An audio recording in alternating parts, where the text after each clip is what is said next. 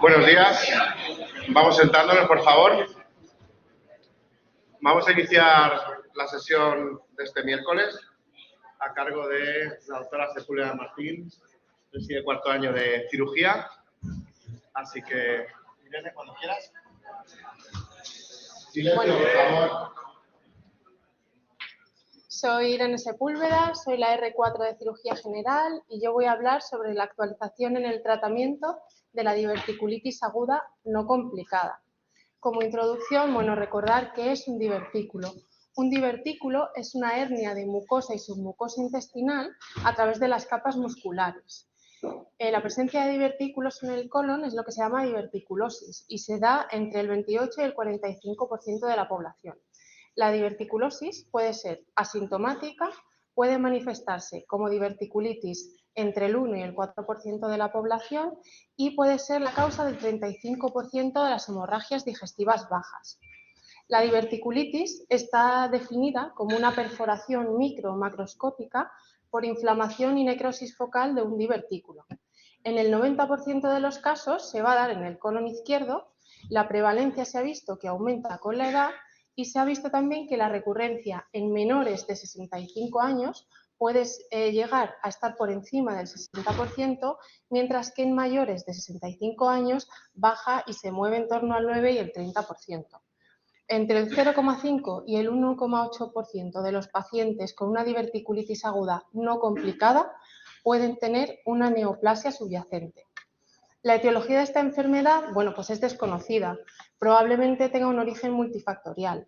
Hay una teoría, que es la teoría de la hipersegmentación descrita por Painter y Burkitt, que lo que dice es que hay cambios anatomopatológicos en el colon que producen un engrosamiento de la túnica, de la muscular del colon, una elastosis en las tenias, un aumento del colágeno entre las capas musculares y todo esto produce un estrechamiento de la luz del intestino que cuando se somete a periodos de hiperpresión, por ejemplo, por estreñimiento, es lo que va a dar a la hipersegmentación del colon y con esto a la presencia de divertículos.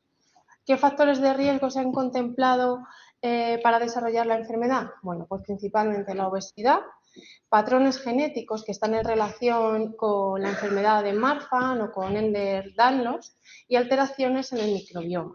También se ha visto que una dieta rica puede tener un efecto protector para el desarrollo de la diverticulitis. La clínica, pues la conocemos todos, un dolor abdominal localizado en hipogastrio y fosa ilíaca izquierda, que puede estar asociado a defensa o signos de irritación peritoneal.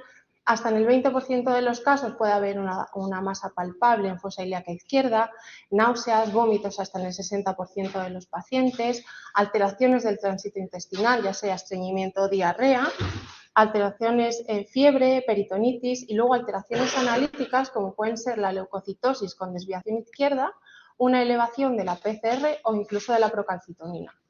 La imagen, el gold estándar sigue siendo el TAC, aunque se ha descrito también el uso de la ecografía en el Step-Up Approach.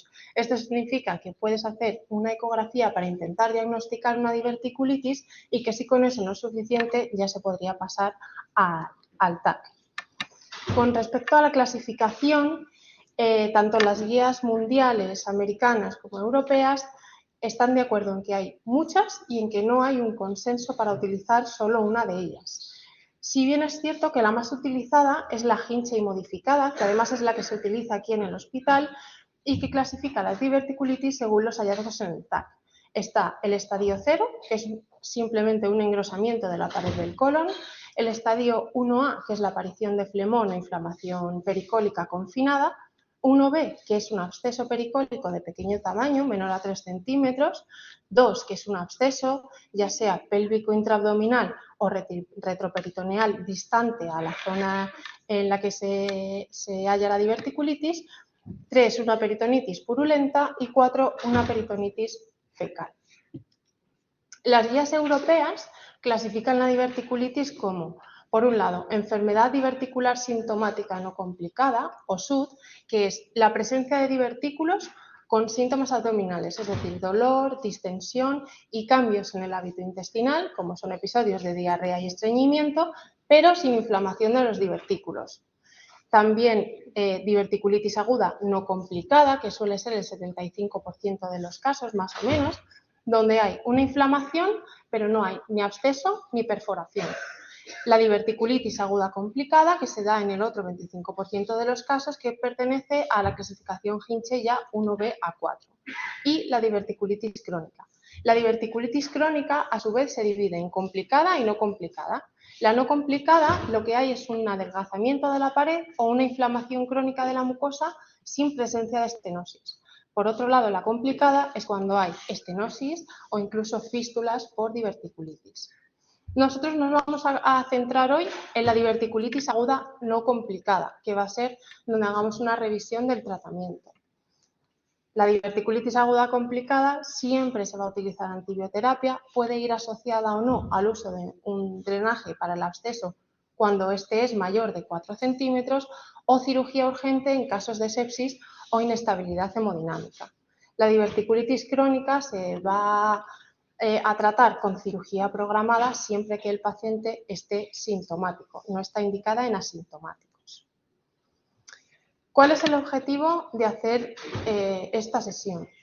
Es hacer una revisión bibliográfica para intentar modificar el protocolo actual de tratamiento ambulatorio que tenemos en el hospital. Ahora, lo que hacemos es que los pacientes que tienen una diverticulitis aguda no complicada, clasificada como Hinche 1A, son los que se pueden tratar de forma ambulatoria. Estos pacientes ingresan en observación durante 24 horas, con dieta absoluta, sueroterapia, analgesia y antibioterapia intravenosa. Se les pone amoxicilina clavulánico de 1 gramo cada 8 horas o cipro y metro si son alérgicos. Una vez pasadas las 3 dosis de antibiótico las 24 horas, se les reevalúa clínicamente y se les hace una nueva analítica. Si clínica y analíticamente están mejor, se van de alta a casa. Se van de alta a casa con tratamiento antibiótico oral con amoxicilina clavulánico de 875 cada 8 horas hasta completar 10 días. Durante 2 días tienen que tomar paracetamol de 1 gramo cada 8 horas sí o sí y mantener una dieta líquida. A las 48 horas vuelven a urgencias, se les repite la analítica y la exploración y si están bien ya se van a casa y reintroducen la dieta. Se les pide una colonoscopia a las 6 u 8 semanas después de haber pasado el proceso agudo y luego se les revisa en la consulta externa. ¿Por qué queremos o por qué se ha iniciado este cambio de enfoque? Bueno, pues ya hay el uso de la antibioterapia, sabemos que la diverticulitis aguda se ha utilizado basado en la opinión de expertos y no por ensayos clínicos, es decir, empezaron a tratarlo con antibioterapia y así era hasta ahora. Pero ha habido como un cambio en la mentalidad, ¿por qué? Porque hay autores que creen que una diverticulitis aguda no complicada es un proceso inflamatorio y no hay microperforación. Por lo tanto, no hay translocación bacteriana y no haría falta la utilización de antibiótico. Por otro lado, también preocupa la resistencia a los antibióticos. Si los utilizamos en un proceso en el que no es necesario, al final aumenta la tasa de resistencias. También por los efectos adversos que puede tener la antibioterapia, ya sea como sobreinfecciones por Clostridium o por los efectos adversos gastrointestinales, alergias, etc. Esto va a costar. Pasar de utilizar antibioterapia a no utilizarla, esto va a haber un cambio difícil. ¿Qué dicen todas las guías? Americanas, mundiales, europeas, de gastroenterología, la Cochrane, que no hay que utilizar antibióticos en diverticulitis aguda no complicada. Conclusión. Pacientes inmunocompetentes con diverticulitis aguda no complicada y sin datos de sepsis no precisan antibioterapia con un nivel de evidencia 1A. ¿Qué criterios tienen que seguir los pacientes para un tratamiento ambulatorio? Tienen que tener una adecuada ingesta oral, un adecuado apoyo familiar o social, que no tengan comorbilidades significativas y un buen manejo domiciliario. ¿Y el tratamiento en qué consiste? En analgesia. Paracetamol, ibuprofeno, desquetoprofeno. Se ha visto que no hay beneficios en aportar una dieta pobre en residuos. Por lo tanto, eso de mandarles a casa con dieta líquida durante 2 días no estaría tampoco indicado. Todas las guías se basan principalmente en dos ensayos clínicos aleatorizados, que son, uno es el Diabolo, que es de 2016, y tiene un N de 528. Aquí incluyen pacientes con un primer episodio de diverticulitis aguda no complicada, izquierda, en pacientes clasificados como Hinchey 1A y 1B. Y hay dos brazos de tratamiento.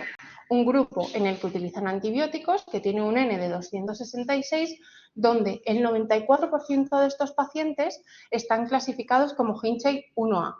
¿Cómo les tratan? Con amoxicilina clavulánico, 1,2 gramos intravenosos cada 6 horas durante 48 horas y después le dan la amoxicilina clavulánico de 625 cada 8 horas hasta que completan el ciclo de 10 días de antibioterapia. Luego está el grupo observacional con un N de 262, donde el 90% de estos pacientes pertenecen a la clasificación Hinchey 1A también. Y estos se les da directamente el alta cuando toleran dieta sólida y más de 1 litro de líquidos, cuando la temperatura es menor a 38 grados, cuando tienen un EVA por debajo de 4 en tratamiento como mucho con paracetamol, cuando tienen capacidad de autocuidado similar a la que tenían previo al episodio y cuando hay aceptación por parte del paciente. ¿Cuál es el objetivo principal de este estudio? Observar la recuperación o estudiar la recuperación tras 6 meses de seguimiento. ¿Cómo lo hacen? Con consultas ambulatorias a los 2 y 6 meses. ¿Qué objetivo secundario se plantea el estudio? Bueno, pues ver la tasa de reingresos, complicaciones, recurrencias, resecciones de sigma a los 6 y 12 meses y la mortalidad hasta los 12 meses. Y luego les hacen como un pequeño seguimiento de 12 a 24 meses de forma telefónica. Bueno, lo que considera el Diabolo como recuperación es alta hospitalaria con dieta basal, temperatura por debajo de 38 grados, un EVA por debajo de 4 sin uso diario de medicación para el dolor y restablecimiento de las actividades diarias que el paciente tenía previas al ingreso. Como diverticulitis complicada, considera aquella que tiene abscesos, perforación, obstrucción o estenosis, sangrado diverticular y fístulas. Como recurrencia, lo cataloga, es un cuadro clínico de diverticulitis con o sin prueba radiológica, con el TAC o sin TAC, en los 3 primeros meses, con una recuperación completa entre los 2 episodios. La recurrencia es, pues eso, 2 episodios separados por 3 meses. Las resecciones de sigma las realizan en casos de obstrucción crónica, perforación, dolor persistente, sangrado diverticular o fístula. ¿Qué resultados obtiene el Diabolo? Bien, pues que no hay diferencias estadísticamente significativas ni en el tiempo de recuperación, ni en las recurrencias, reingresos, complicaciones, resecciones, ni mortalidad. ¿Qué sesgos tiene este ensayo clínico? Bueno, pues que el número de pacientes incluidos como 1B es muy bajo. Hemos visto que tanto en el grupo control, que es el de los antibióticos, como en el observacional, que es el grupo problema, se movían en torno al 90-94% los de la 1A y el resto eran 1B. Por lo tanto, no se puede concluir que el tratamiento antibiótico sea también seguro para los 1B. Este artículo luego hicieron como un seguimiento, ese que hablábamos al principio, de los 12-24 meses, que se publicó en 2018. Les hacen el seguimiento telefónico o con visitas ambulatorias para ver las complicaciones, recurrencias, resecciones y mortalidad. En el grupo observacional, el N es de 227, hay alrededor de unas 30 pérdidas y 3 de ellas son por defunción. Y en el grupo antibiótico, el N es de 245, aproximadamente unas 25 pérdidas y una de ellas es por defunción. ¿Qué ven? Que no hay diferencias, ni en la tasa de recurrencias, ni en la tasa de diverticulitis complicada, ni en la cirugía, ni urgente ni electiva. El otro ensayo clínico aleatorizado en el que se basan las guías es el ABOT. Este está publicado en 2012 y tiene un N de 623. Son pacientes con diverticulitis aguda no complicada diagnosticada por TAC, que no estén embarazadas, que sean mayores de 18 años, que no estén en tratamiento previo con antibioterapia. Y hay un grupo antibiótico en el que se usan los antibióticos con un N de 314 y aquí les dan cefuroxima o cefotaxima con metronidazol o carbapenémicos o piperacilina tazobactam durante 7 días. En el grupo observacional, el N es de 309. ¿Y qué objetivo tienen? Ver la recuperación sin complicaciones tras 12 meses de seguimiento. Los criterios de alta que define el Abbott son mejoría clínica, así como la disminución de la leucocitosis y la PCR y ausencia de fiebre. ¿Qué definen como complicaciones hospitalarias? Una perforación intestinal con aire libre, absceso o fístula. ¿Y qué complicaciones definen en el seguimiento o siguen en el seguimiento? La recurrencia y la tasa de cirugía urgente o electiva. Cuando les dan el alta, les hacen un seguimiento con una colonoscopia, con un TAC colono o con un enema de Vario si no tienen ninguna de estas tres realizadas durante el año anterior. Y luego les llaman por teléfono y les mandan una carta haciéndoles un cuestionario sobre dolor abdominal, síntomas intestinales o si han tenido reingresos. ¿Qué resultados da el Abbott? Bueno, que no hay diferencias tampoco ni en cirugías, complicaciones durante el ingreso ni durante el seguimiento. Conclusión, que la antibioterapia no previene complicaciones, recurrencias ni mejora el tiempo de recuperación. ¿Qué sesgos tiene este estudio? Principalmente de selección. ¿Por qué? Porque no todos los pacientes susceptibles de entrar en el estudio entran, porque depende del facultativo que les toque. Si van al hospital y tienen una diverticulitis no complicada izquierda con criterios de inclusión en el estudio y el facultativo que les atiende no participa en el estudio o no cree conveniente que entre en el estudio, no entra ni punto.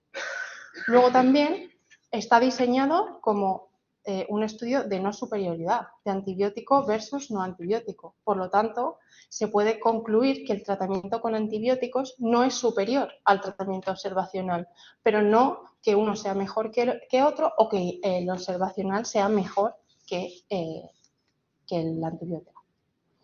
En este también se hizo después un estudio, un seguimiento que se publicó en 2019 con un N de 556, que es más o menos casi el 90% de los pacientes que iniciaron el estudio, y el seguimiento es de 11 años, por mail, por teléfono y carta. El grupo antibiótico 275 y el grupo observacional 281. No ven diferencias ni en recurrencias, complicaciones derivadas de la diverticulitis, cirugía o tasa de carcinoma colorectal en ninguno de los dos grupos. Hay también otras revisiones sistemáticas y metaanálisis, como esta, por ejemplo, de 2019, donde el N es de 2.241 pacientes e incluye 7 estudios, aunque solo 2 de ellos son ensayos clínicos aleatorizados, que son el Abbott y el Diabolo, que hemos hablado antes. ¿Qué pasa? Que es la inclusión en el estudio, los criterios de alta, los criterios de resección, los criterios incluso de tratamiento antibiótico dentro de los grupos que se usa antibiótico. Es muy heterogéneo. Aún así, no ven diferencias en la tasa de recurrencias, complicaciones, reingresos, mortalidad ni resecciones entre los grupos tratados con antibiótico y de forma observacional. Conclusión.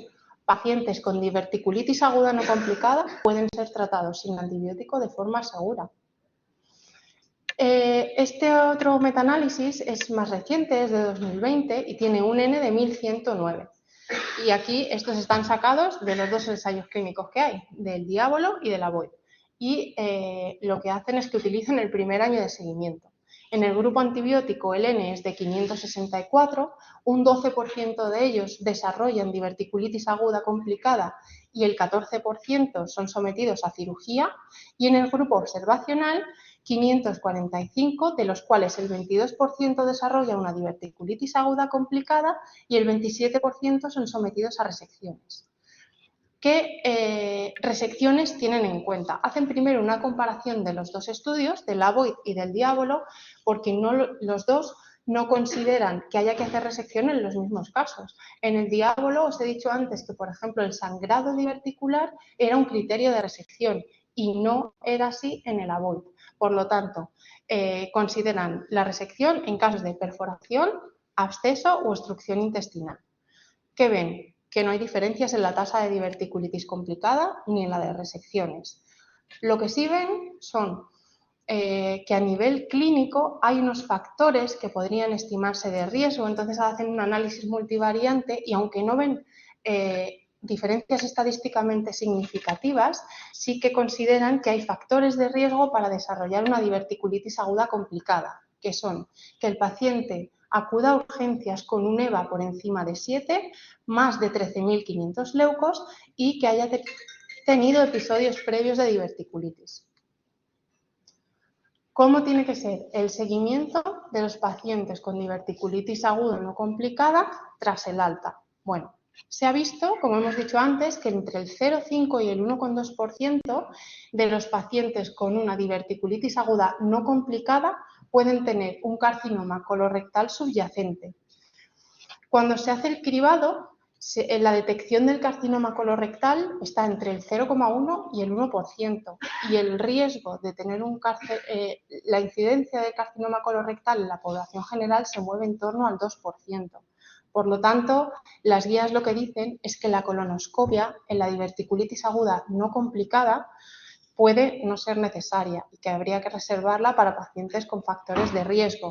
Sin embargo, en la diverticulitis aguda complicada, sí que está recomendada hacer la colonoscopia tras el episodio agudo, a las 6-8 semanas más o menos, si no tiene los últimos 3 años. ¿Por qué? Porque la prevalencia del carcinoma colorectal es mayor, se mueve en torno al 7,9% y al 10,8%. En relación a la prevención, se ha visto que no hay datos sobre beneficios de la dieta pobre en residuos, lo que hablábamos antes de la dieta líquida, y que la mesalazina, rifaximina y probióticos no están recomendados para la prevención de nuevos episodios. Hay muchos pacientes que vendrán diciendo que ellos se toman el antibiótico ese para que no les vuelva a pasar lo de la diverticulitis, pero en realidad los estudios no dicen nada claro sobre el uso de la rifaximina, por lo tanto no lo recomiendan. Conclusión, el tratamiento sin antibioterapia en diverticulitis aguda no complicada Hinchey 1A es seguro. No hay beneficios de la dieta pobre en residuos. Realizar colonoscopia en casos de diverticulitis aguda no complicada en pacientes con factores de riesgo.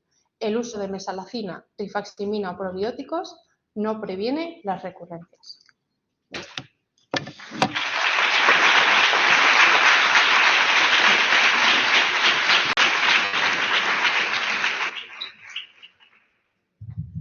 Enhorabuena por la sesión. ¿Alguna pregunta por ahí?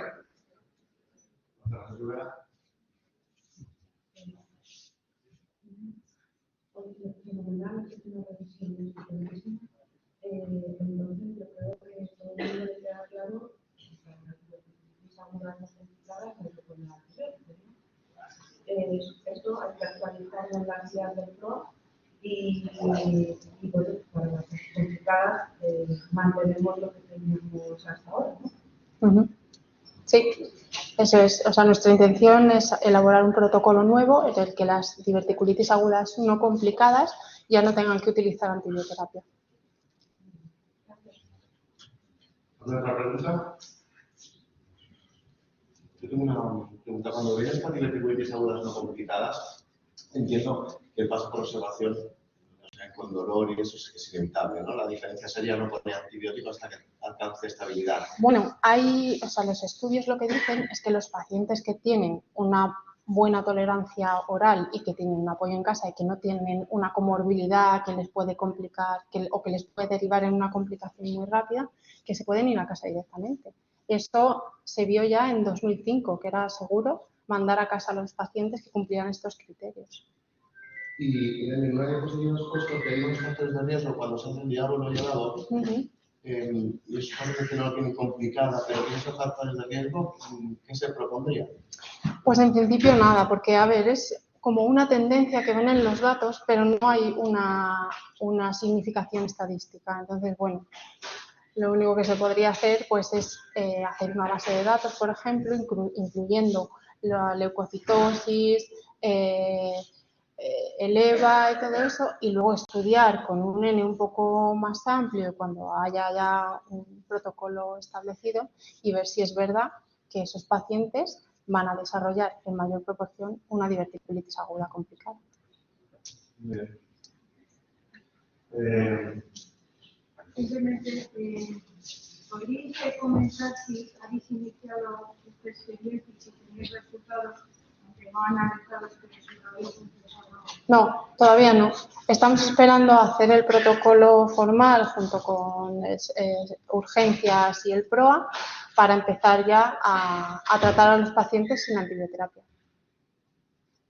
Por ahí, para la pregunta. Te felicito por tu exposición. Hay una cosa que me preocupa, viendo los datos en el grupo, no recuerdo si es del diablo o del cual, pero había 220 pacientes en el grupo tratados con antibióticos y aproximadamente los mismos, 240 en el grupo sin antibióticos. Y se fallecían 1 y 3. y 3. Fallecían 3 en el grupo sin antibióticos. Es posible que no haya significación estadística, pero son 3 veces más. El número de la N no es muy grande. Quiero decir, tenemos que distinguir entre qué es la significación estadística y qué es la relevancia clínica. Que se puedan 3 más. A mí me hace intentar ver con mucho detalle ese trabajo. Lo que pasa es que... He visto en otro de los grupos, al final, el número de complicaciones, no me acuerdo si era qué tipo de complicación, pero era prácticamente el doble de complicaciones en uno de los metaanálisis últimos. Sí, el de 2000... Era 14 y 27 o algo así. A ver si lo pones. La tasa de resección. Sí. El número de necesidad de resección es casi el doble.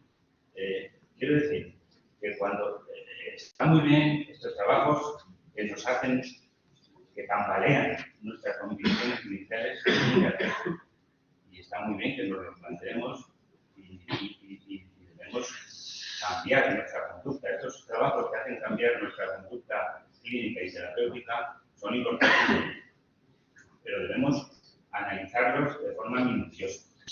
Lo de la mortalidad... Para distinguir entre la relevancia clínica y la significación estadística, que no siempre es lo mismo y sobre todo cuando las lentas no son enormes. Sí, lo que pasa con los datos estos de mortalidad en el estudio anterior, no están descritas las causas. Entonces, no se puede saber si se debe a factores, a un riesgo cardiovascular o a cualquier otro factor. Entonces, eso no está descrito, es verdad. Y luego, por ejemplo, en lo de la tasa de resecciones, lo que comenta el metaanálisis es que la predisposición a realizar una resección en un paciente que ha sido tratado de forma observacional es mayor porque es una forma nueva de tratamiento. Entonces, como que hay un poquito más de cuidado, entre comillas, al respecto y son más proclives a operar a un paciente que ha sido tratado de forma observacional que a uno que ha sido tratado con antibiótico, que es lo que se lleva haciendo muchos años. Cuando se trata de tratamientos con poca toxicidad, pues a veces da. Creo que Ana quiere contestar. Sí, acerca de la tasa de presentaciones, también lo que pone en el estudio es que una de las posibles causas es que el paciente que no está cegado al tratamiento, él sabe que no ha recibido antibioterapia, sea más insistente en cuanto a la tasa de solicitar una intervención quirúrgica programada. ¿Vale? Yo creo que eso es una buena causa de justificación, pero tengo que decir que los dos ensayos randomizados que hemos estudiado son nórdicos, y los países nórdicos desde hace muchísimos años no están de acuerdo con el tratamiento quirúrgico de la diverticulitis. Entonces, tienen un bagaje de que llevan años en el que no recomiendan el tratamiento quirúrgico ni de forma urgente ni de forma programada en las referencias. Entonces, creo que, aunque es verdad que las prescripciones hay diferencias en los estudios, la sociedad nórdica está muy concentrada en que el tratamiento de esa patología no es quirúrgico casi. Entonces, yo creo que es. Aunque salga ese resultado, creo que tienen en cuenta bastantes cosas importantes a la hora de decidir la. Bueno, en primer lugar, también te doy la enhorabuena por la revisión que nos has hecho y por decir que son muy adecuadas estas iniciativas de revisar las actuaciones que hacemos diariamente, porque en el campo de la antibioterapia puntuamos porque el día a día tenemos la sensación de que los antibióticos se usan en situaciones en las que no están indicadas, no solo en la indicación, sino en la duración. Por lo tanto, pues es muy adecuada ese tipo de cosas. No conocerá, y aunque es algo que hemos comentado en anteriores sesiones, que si os fijáis en todas las recomendaciones de tratamiento siempre aparece la anotación en caso de alergia a la penicilina. Si comprobáis también en el día a día, hay multitud de pacientes que están etiquetados de alérgicos a la penicilina, en los cuales eso está sospechado por datos serios y no está confirmado. Por lo tanto, en el momento de episodio agudo de uso de alergia no podemos hacer otra cosa que poner una terapia alternativa, porque no se puede probar la alergia. Pero tenemos que recordar una vez más que estos pacientes, una vez que se han dado el episodio agudo, tienen que ser remitidos al servicio de neurología para hacer un estudio. No van a solucionar la decisión del episodio traumático al ingreso, pero en el futuro estos pacientes pueden necesitar tratamientos con beta-lactámicos, los cuales la decisión de usarlo o no usarlo puede ser muy importante. Hay antibióticos que son alternativamente eficaces, pero hay otras situaciones en las que no. Por lo tanto, recordar una vez más que los enfermos tienen que ser estudiados para confirmar o descartar las supuestas reglas. Gracias. ¿Alguna pregunta más? ¿Un comentario más? Nada, pues de nuevo, Irene, enhorabuena. Gracias. Producción de sesión.